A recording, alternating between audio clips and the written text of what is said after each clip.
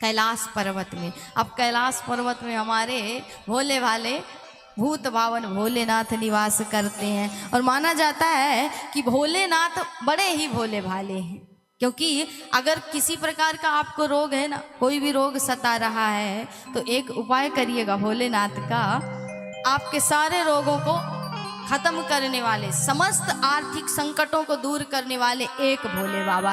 तो कहते हैं कि अगर आप बीमारियों से ग्रसित हैं तो सोमवार के दिन भगवान शिव का पंचामृत से अभिषेक करिए।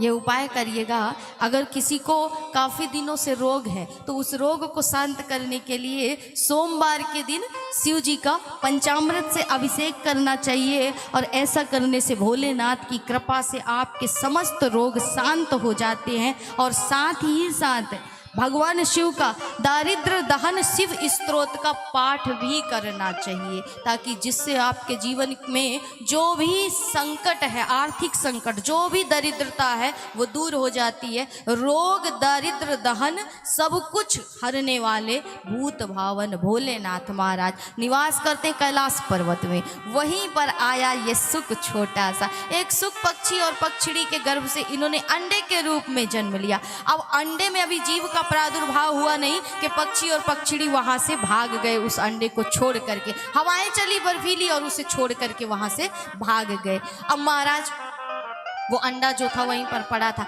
नारद जी के मन में विचार आया, अब देखिए बिना नारद के कोई कार्य नहीं बनता है, तो नारद जी के मन में विचार आया कि महाराज अगर जब तक सुखदेव नहीं आएंगे तो इस लोक में भागवत जी का धर्म का प्रचार कैसे होगा, इसलिए सुखदेव को लाना पड़ेगा। तो नारद जी ने एक योजना बनाई कि ब्रह्मा और ब्रह्माणी में झगड़ा करा दिया है, विष्णु और लक्ष्मी में भी करा दिया है, अब बचे हैं भोले बाबा। जब तक इनके बीच झगड़ा नहीं होगा तब तक सुखदेव का जन्म नहीं होगा। इसलिए सीधे नारद जी पहुंच गए कहाँ, कैलाश पर्वत। भगवान भोलेनाथ बैठे थे समाधि में और नारद जी पहुंच गए मैया के पास, सीधे उनके महल में, उस गुफा में।